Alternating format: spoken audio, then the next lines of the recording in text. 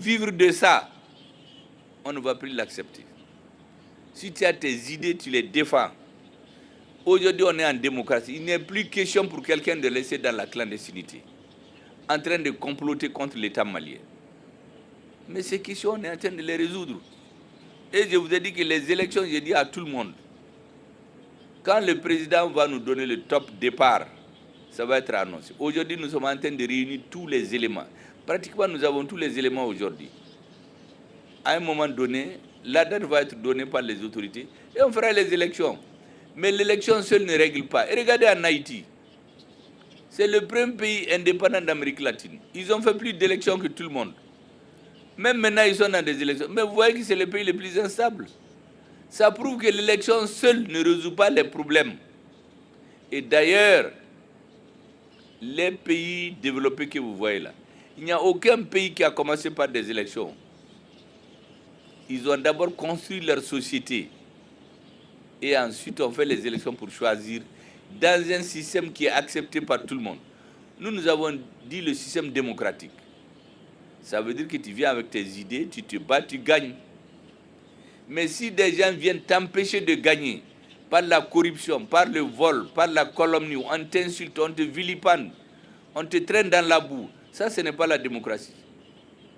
C'est tout ça que nous allons éliminer pour que les Maliens choisissent librement leur président, leurs députés, leurs élus. Et que si ça ne va pas, les populations votent contre elles. Tu ne vas pas venir être un élu et venir t'imposer à la population au point qu'elle ne peut plus rien. Même si tu détruis tout son système éducatif, le système de santé, le système de défense, la population ne peut plus rien à cause de la corruption. C'est à cela que nous voulons mettre fin. Et vraiment, je voudrais vous rassurer que la mission de refondation de l'État malien que vous nous avez confiée, parce que nous sommes allés au M5 au nom du FSD, et j'entends beaucoup de gens du FSD parler. En réalité, en tant que président intérimaire du FSD, c'est moi qui ai désigné des gens qui doivent représenter le FSD dans le M5. Il n'y a pas eu de vote. Quand certains disent qu'eux, ils ont été, ils ne savent même pas comment ils se sont retrouvés là-bas. Je l'ai fait en suivant les orientations que je voyais chez Soumaïla. Certains sont là en tant que chefs de parti, d'autres ses conseillers, d'autres des gens de son parti. Donc c'est en suivant ces orientations qu'on a choisi les gens qui sont allés siéger au FSD. Et de là-bas, on s'est retrouvés aujourd'hui Premier ministre. Tout ce que nous faisons, d'abord les réformes. Je précise que le chef de parti qui s'est battu le plus pour les réformes, c'est Soumaïla Sissi. Et donc nous allons faire ces réformes, Inch'Allah. C'est dans l'intérêt du Mali. La deuxième chose, nous allons rester collés aux intérêts du peuple malien. Ambe Maliko de la Antemokola. Les problèmes de poste, les problèmes d'argent, les problèmes de marché, c'est normal que les gens veulent ça. Mais Nassera Yorodola, on voit que c'est la source des problèmes. Moi, je préfère m'éloigner. Je suis sûr que si je m'étais impliqué dans ces choses-là, les mêmes personnes allaient m'accuser aujourd'hui de faire ci, de faire ci, de faire ça. Aujourd'hui, les gens se plaignent que ce que je dis que je ne peux pas faire, je peux le faire. Mais il y en a qui viennent eux-mêmes se faire découvrir. Parce qu'ils disent que ce n'est pas une question de place, ce n'est pas une question d'argent, ce n'est pas une question de candidat. Celui qui est destiné à gouverner ce pays-là, Dieu le sait déjà. Il ne faut pas se fatiguer. Ensuite, il faut que rien vienne de vous. Tendez la main à tout le monde. Ceux qui veulent partir, il faut qu'ils endossent seuls la responsabilité. C'est pour cela que la dernière fois, quand on m'a dit qu'il y a eu des exclusions dans le M5, bon, j'ai échangé avec vous et vous avez accepté. Dans le FSD. J'ai échangé avec vous et vous avez accepté. Vraiment, ça m'a beaucoup plu parce que c'est un signe de respect. Je vous avais dit que les sanctions qui ont été faites, il faut les lever. Pour plusieurs raisons. D'abord, Salikou, c'est notre grand frère, notre aîné. C'est l'homme de confiance de Soumaïla. S'il n'était pas là, il est contre ces sanctions. il faut qu'on s'entende pour les lever. La deuxième chose, il y a des personnalités là-dedans, il ne faut pas les sanctionner. C'est des grandes personnalités de l'histoire politique de notre pays. Et vous avez accepté de lever les sanctions. Pour moi, le problème était clos. Mais quand j'ai vu certaines sorties à la télévision, ça m'a un peu déçu. Parce que pour moi, il faut qu'on se retrouve. Et je ne perds pas l'espoir encore.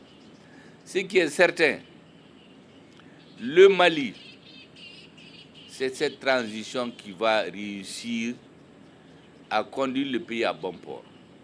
Tout ce qui va contre cette transition, allez te sera d'ama.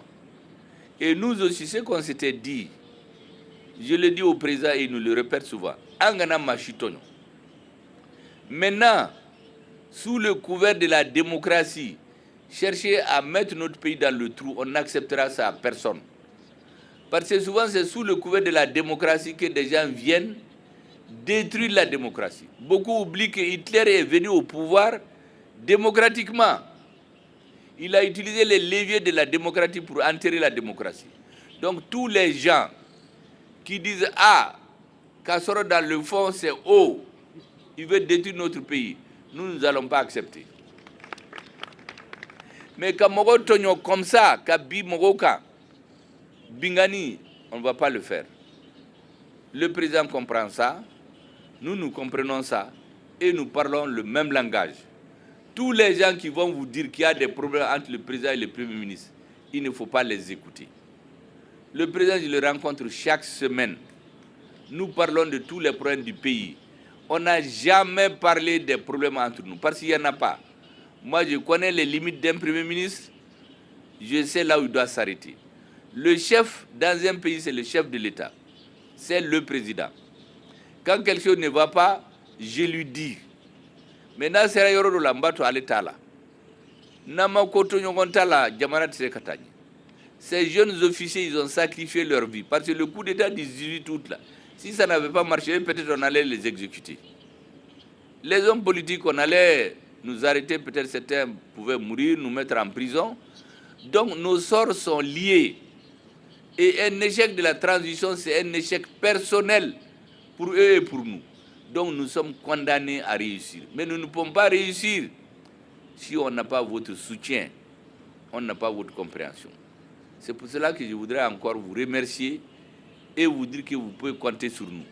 Ce pays-là, Inch'Allah, nous allons le mener à bon port. La transition-là, on va faire en sorte que ça réussisse. Pour que tous les Maliens puissent vivre librement dans leur pays, travailler sans peur d'être agressés, d'être tués, d'être insultés, d'être vilipendés. Il y a des gens au Mali qui ne travaillent pas, qui ne font rien, qui ont des villas, qui ont des véhicules 4x4. On se demande où est-ce qu'ils prennent l'argent. Parce qu'ils sont sur les médias en train de vilipender des personnes, comme des responsables ne sont pas sérieux eux-mêmes. Ils vont payer de l'argent pour empêcher qu'on les touche. Ça, c'est fini. Chacun n'a qu'à travailler. Et le M5, le pays là, moi je suis sûr, s'il est bien géré, les salaires, on peut les augmenter. Et regardez seulement l'AES. Moi, je vous ai expliqué l'autre jour qu'on a découvert un pays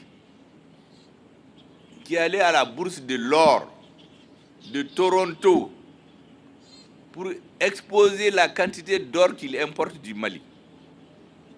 Quand on a pris ça et on a comparé à la quantité d'or que les services techniques maliens disent avoir exporté dans ce pays, la différence est égale au budget d'État malien. Ça veut dire que